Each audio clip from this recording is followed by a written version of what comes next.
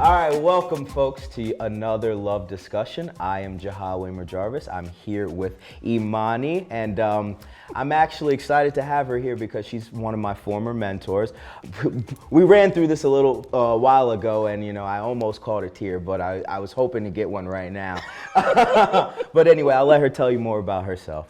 Well, firstly, Jaha, thank you for having me on your love discussion.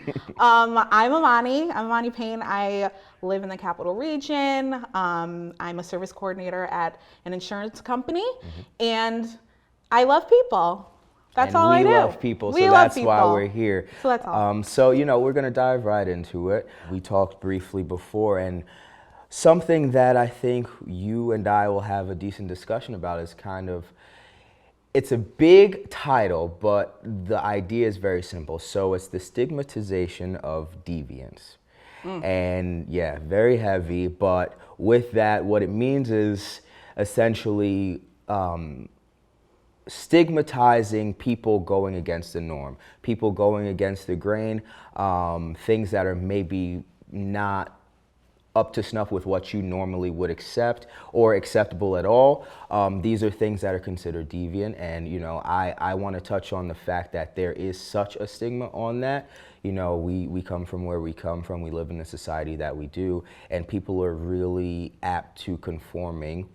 People really apt to following the next person, and there's not necessarily anything wrong with that, but you lose sight of the individual there, you lose sight of who you are as a person, and in turn with what we're trying to do with love, to know yourself is to be able to go out in the world and love fully. Right. So if you don't know who you are and you're just following the leader, or on the flip side, if you're out here and trying to do something different and you're feeling like there might be a little recourse to it, why do we live this way? You know what I mean? Like, to put it simply with the show, we wanted to do something a little different that may be going against the grain. We want to spread love as best as possible. That might not reach everybody, but at the end of the day, yeah, it might be deviant in the definition of the word, but what else can we do? I can't keep following the same trends that have already been happening. So instead of following the mold, we have to create our own, Right. I mean, people are people, and we kind of all suck. So first of all, that's probably going to be the first thing. Absolutely. I think the biggest thing, because I was thinking about it on my way here, I think the biggest thing that pushes kind of that stigmatization of it all. I think people are insecure about themselves. Yes. So when you are insecure about yourself, it's hard to, if you can't accept yourself, it's hard to accept another person. Absolutely. So, I think a lot of people either are afraid to do more introspection, or are maybe they have and they don't like what they see, but they don't want to deal with it. And they just kind of stick with where they're at. But then if they see someone doing something different, they automatically either shoot them down, or they're being a hater, Right. or they're just going on the defensive or something like that. Or there's lots of cases where someone might change because they want to better themselves, and then another person is jealous because they can't, or they don't have the courage really to do that, when really everyone can. Like, everyone's different, everyone's unique, everyone has their own thing. But I think between insecurity and then what society says, because that's a whole other issue. Absolutely. Is society actually saying you need to be this way? And that just pretty much sums it up, because at the end of the day, it's easy to look down upon somebody who's not doing what you're doing, and even though it may seem like it's better, if it's not what everyone else is doing, then why are you doing it? You know what I mean? I think that's the common conditioning that we have as a society that we are in America. I know, it's as simple as like the clothes that you wear. It's as simple as maybe the food that you eat. It's as simple as being on the internet all the time. You know what I mean? Like, it's certain things that maybe is a part of our culture that once you start to break away from that, it's like, well, what are you doing, dude? Like, why are you so weird, or why are you so different? I'm not gonna really mess with you because you're not doing what the rest of us are doing. Don't you watch TV? You know what I mean? So it's like, I realized that early on with myself that, I might have been a little different, but at the same time, I did do what I had to do to fit in. I found that as a child, you just have to do certain things to fit in, but at the same time, I was confident enough in jihad to know that I'm who I am. People will know that. But as I get older, I'm more and more confident in jihad to where I'm not really necessarily trying to fit in. Right. You know, what's important is doing the important things, focusing energy on what is actually worthwhile. And that might not always be what's commonly accepted. You know, I'm not interested in, 90% of the things that I see out in the world, Right. and I don't even want to touch on them because I might offend some people, but at the same time, it's the truth. We live in a world right now that people are very, I guess, driven by what's already being put out, what's being pumped towards you. People will wake up in the morning and allow something to dictate how they're going to go about their day. And I think, like you said, you have to kind of know yourself, be comfortable with who you are. The insecurity, that's something that takes time to break, but it needs to be broken.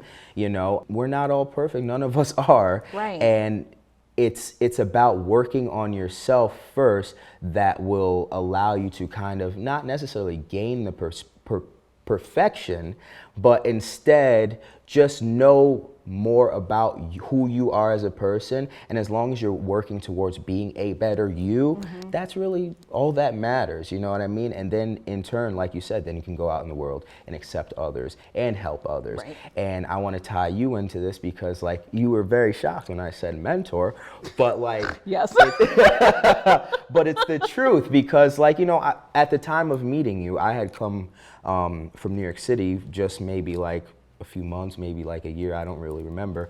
But it was a very short time, so like it was a culture shock for me.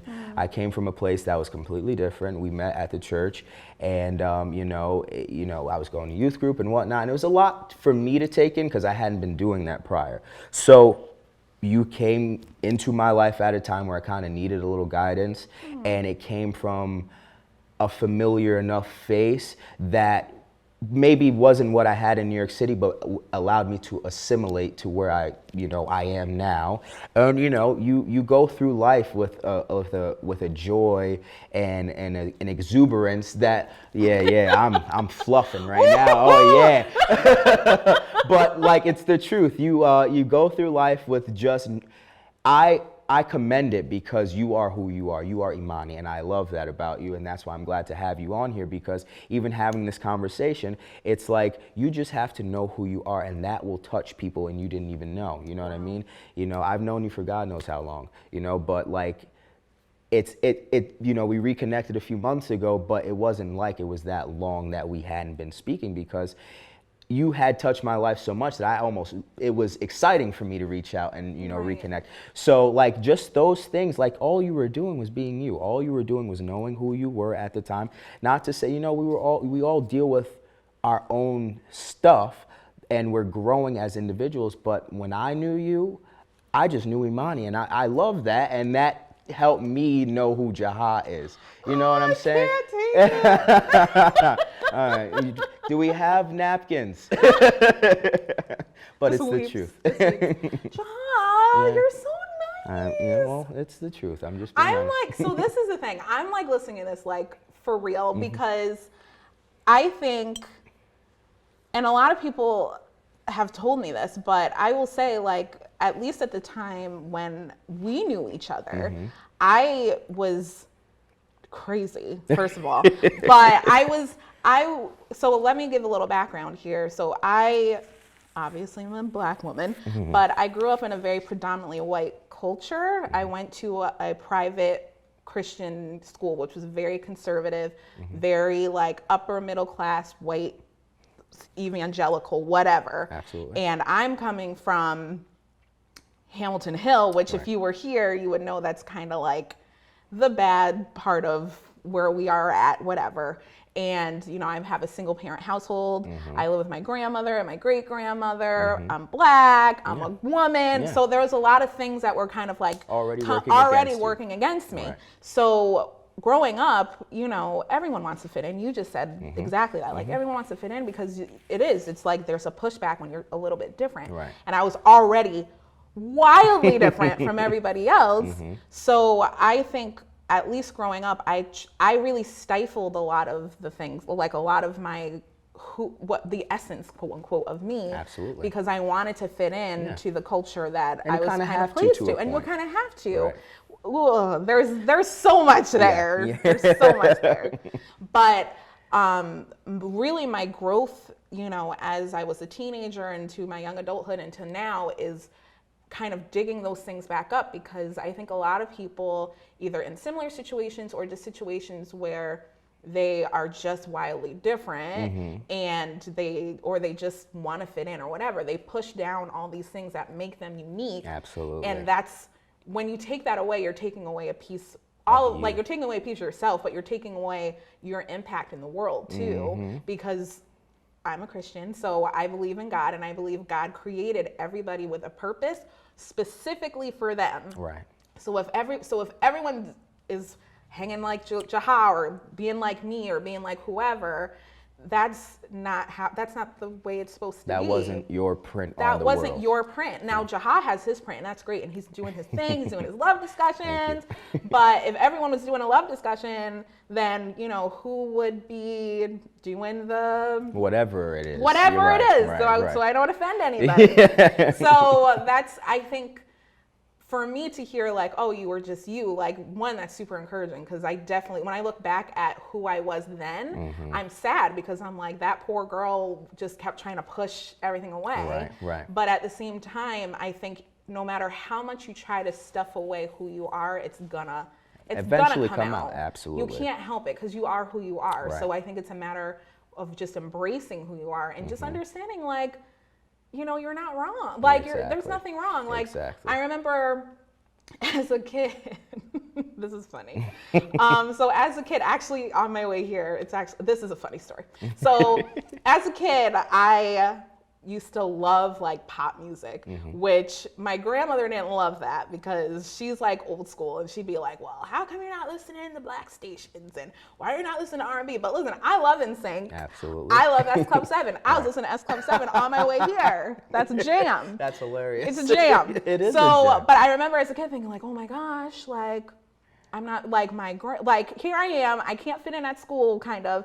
And then I come home and my grandma's like, well, how come you're not doing this? Right. And I'm like, I don't know where to go. Da, da, da, da. Exactly. And it's like, it's a weird thing that you have to nothing figure wrong with me liking S Club 7. No. There's nothing wrong with you out there if you, like doing videos, or if you like, Star Whatever you Wars, like, or yeah. whatever. Yeah. There's nothing wrong with that. Right, absolutely. And that's the cool thing. I'm glad you brought that up, because I was, right before you got here, I was literally talking about how this whole topic relates, generally, but more specifically to the black community. As obviously I'm also black, but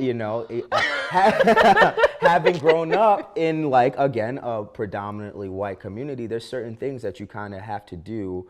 Not have to, but in order to live okay and not have people on your back every day, you kind of have to do certain things. And one of the things, I liked what I like. And, music wise, I was always a little different. Like, I like everything just because that's who I am. People say that all the time, but He loves S Club 7. I love S Loves Club that. 7. Like, she's joking, but anyway, so, but, that's one of the things I grew up with also. And, prior to me moving up here, I lived in, like, the heart of Harlem. So it's like a lot of the things that I personally liked was not widely accepted in that community. And it's just what it was. It was just the culture in that, like, certain area. I was saying, I had to wear Nike shoes. I had to have my name brand clothes every single day. If I wore another outfit, people will notice that. They'll say something. I got bullied a lot as a child because, one, I liked books, and I liked reading, and I was pretty good at school, and those things weren't commonly accepted as being cool.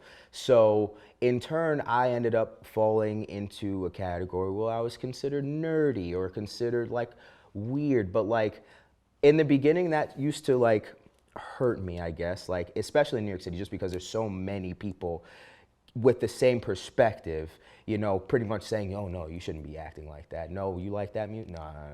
This is what you listen to. You know what I mean? But once I moved out of there and I moved upstate, not necessarily saying that I found myself here, but I was more comfortable because I was able to like certain things that I liked a little more so, even though not fully, but I could still, like, you know, listen to the S Club 7s, or even, you know, like I like some rock music and stuff like that. That was a little weird in New York City, you know what I mean? I still don't really like country, guys, so I mean, but like we're I not still we're dabble, not signing on the country I still trend, right? you know, I try to appreciate everything, but at the same time, No, we're not appreciating it. Shania Twain, I'll accept. That's see, it. but there it is. Even Shania Twain, you know what I mean? She's Like, so to good. like Shania Twain, you kind of had to, at one point in life, kind of tread on water and just maybe keep that to yourself. You know what I mean? So it's like, that goes into this whole idea of deviance. All you're doing is being you, but it's not the norm. Especially, it's the cultural norm for the Black community at the time. And then even furthermore, you can say, okay, we grew up in predominantly white areas, and to be myself wholeheartedly, people started saying things like, oh man, what?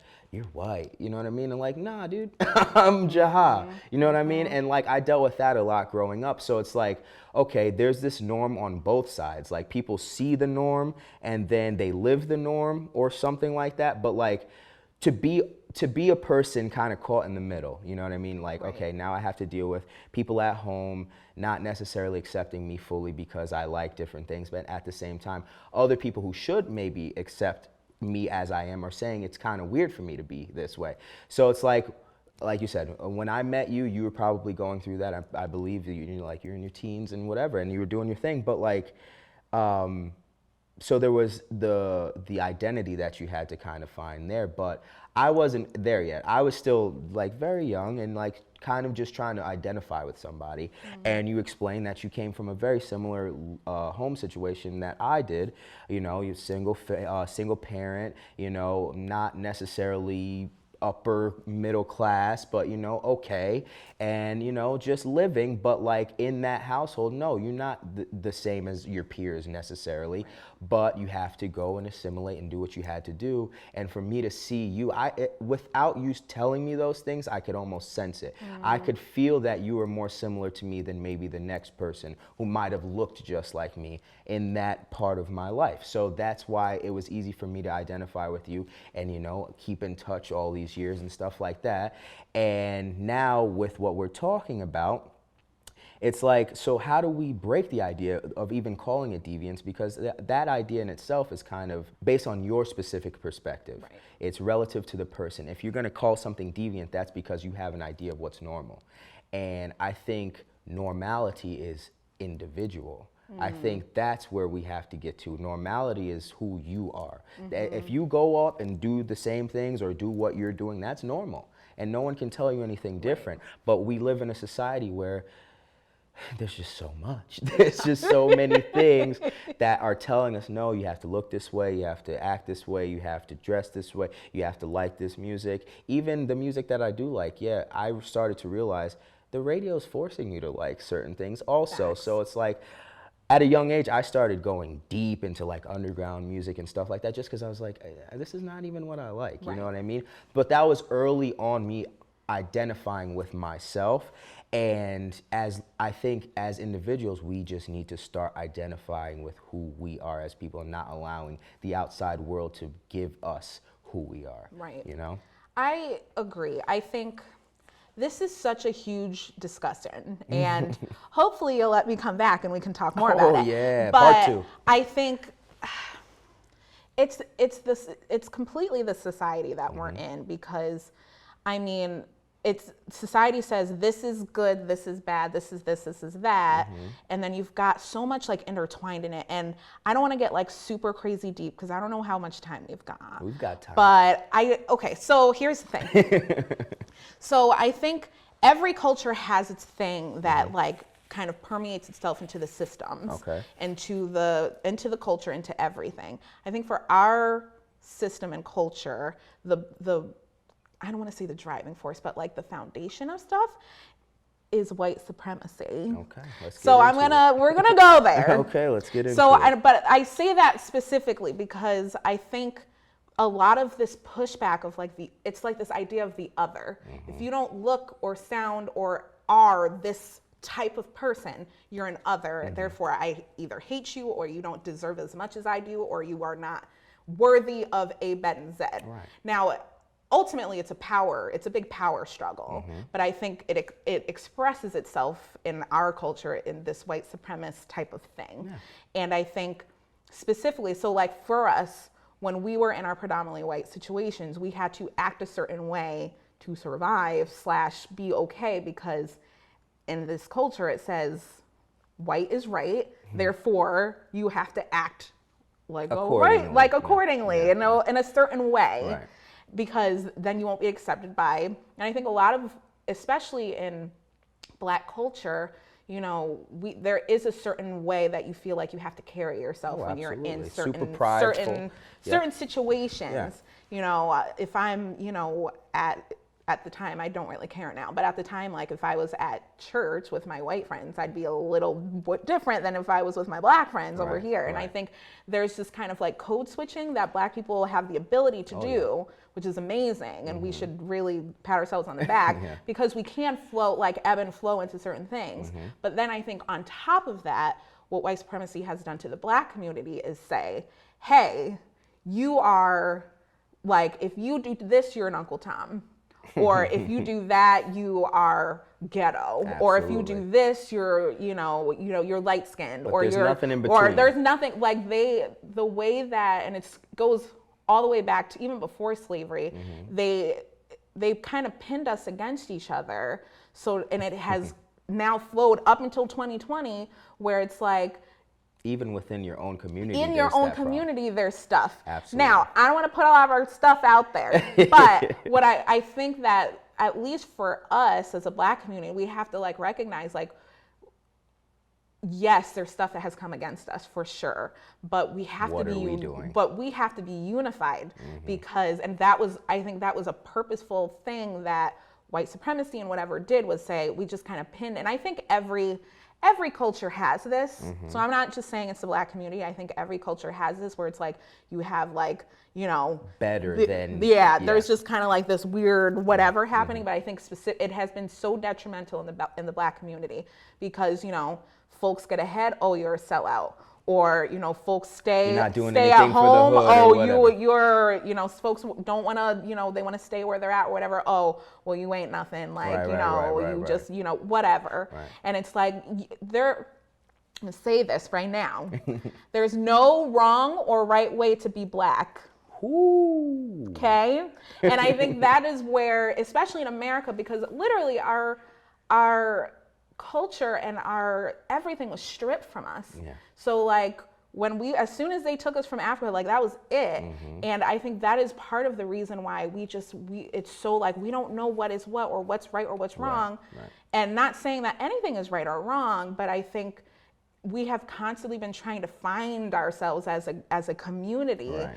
And it's like, there's no right or wrong way. If anything, like we are the shapers of this. Like we can do whatever we like. We are honestly like the truest of Americans here. Cause like we were brought here. We were orphaned here. Exactly. So like, and I think we do, like we push the culture. Like the Black community has like, we have influenced so much of American culture and people trying to take that from us, but it's really like, look at what we've done and look what we were capable of doing. Right. Like we got to stop like cutting each other down. Absolutely. Because if we were a united front.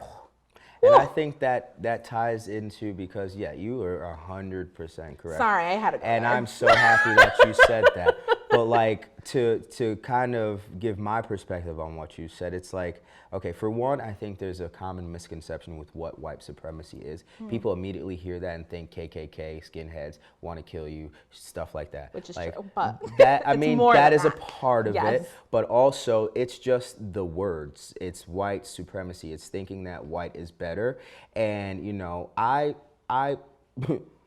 love white people, you know what I mean? So it's nothing like, you know what I'm saying? It's nothing like that. It's just what it is. It's a fact. And you're saying like, it's the foundation of what we are as a culture or society as Americans, right? You know, you have this idea that there is a better, there is an elite, and it's 9 times out of 10, it's not going to look dark. You know what I mean? So we have that woven into the fabric of our community. And I'm glad you said that, because these are the things that we need to break, but it's hard to break because it's literally it's what America is. It's literally what America is. So it's like, in order to kind of reshape and rework these things, for one, I think America needs to do some reevaluating as a country, like by itself. Yes. But within our own communities, we need to know, like you said, what are we doing to keep ourselves in this rut? You know, people are very quick to jump on the bandwagon. Oh, they don't care about us. Or on the flip side, you know, why are they doing this to their own communities? But at the same time, you know, there's people that you live next door to that are still trying to keep you in that place. You know what I mean? On either side of it, because they don't want to see, like you said, succeed or be better or get out of it or do something for it. And like with this love discussion, you know what I'm saying? I was fortunate enough to get out of New York City, but I know what the communities are. You know what I mean? Like my siblings still live down in the Bronx. I visited quite a bit as a child, and like I'm very conscious of what the world looks like on both sides of the spectrum.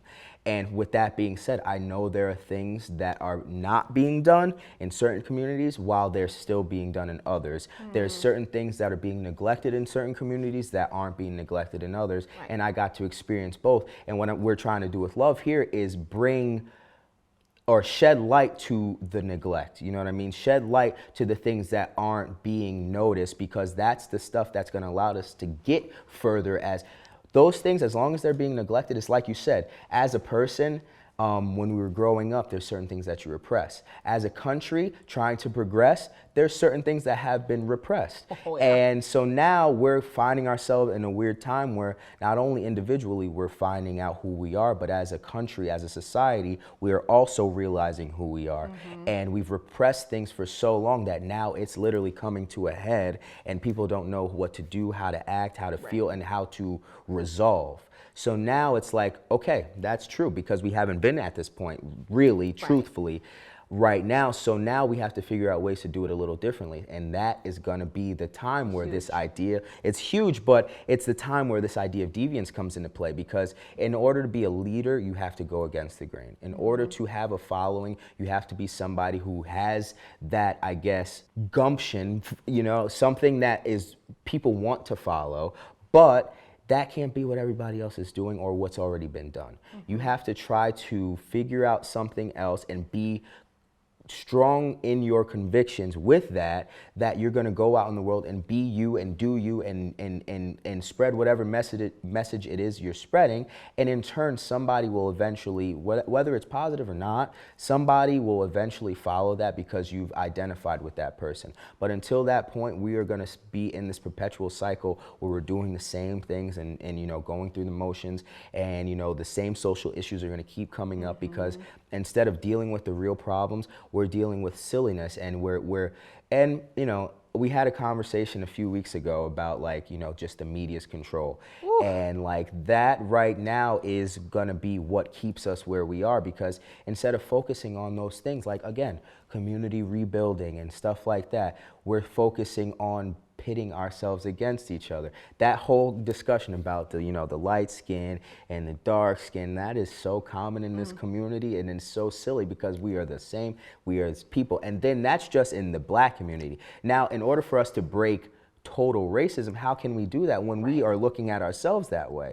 You know what I mean? So it starts with us. Oh, yes. Individually, it starts with us as a community. And then once we are confident in who we are, and that's hard because, like you said, a lot of identity was stripped. So people are finding identity in being hood rich. People are finding identity in being just loyal to where they came from. People are finding identity in just being Black. You know what I mean? No, whatever that means, you don't know who you are, you don't know where you came from, but I'm Black and I'm proud of that. You know what I mean? So, and like, I want to bring it to me personally. Like, I've been going through this little journey recently where, and people have probably noticed, like, I'm really into like stuff that's coming from Africa. Like, most of the music I listen to is not the stuff that's played on the radio here. I'm really into my drumming again. These are things that are helping me identify with who I believe I am. You know what I mean? So I'm trying to just tap into something that I don't know. And in doing so, I'm realizing my whole perspective of Africa itself has been completely messed up. Wow. You know what I mean? I'm seeing things and I'm like, whoa, their fashion's dope. You know, their music's awesome. Wow, these buildings are crazy looking. The money out there is nuts. You know what I'm saying? But like, these are things that I never would have seen until I broadened my worldview and started looking outwardly and not keeping myself within, you know, America, New York, Schenectady, you know what I mean? Because you're getting smaller and smaller as you do that, and we are so small as individuals. But then the moment I looked elsewhere, I'm like, whoa, this is way better. You know what I mean? Right. And in turn, I'm trying to like, I guess I'm trying to find my own identity, but it's just like, I think it's just happening naturally through me exposing myself to certain things. And then now I'm able to go and do these things and have these discussions with you under the guise that I just know a little more, you know, not saying I know more than the next person, but I know a little more about myself so now I can speak, you know? Right.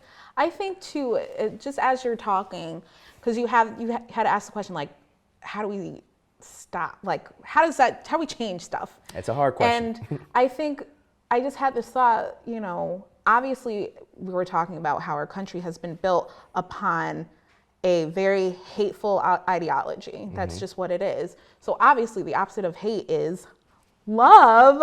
But I think that's really what it is. I think, again, I'm a Christian, so I believe that if we truly understood how much God loves us, how much he created us, and like he genuinely just like loves who you are, like don't matter what, he loves you, then I think once we accept that, then we can accept ourselves. Oh, absolutely. Because like if the creator of the universe accepts you as you are, good, bad, ugly, whatever, then okay, I can accept myself.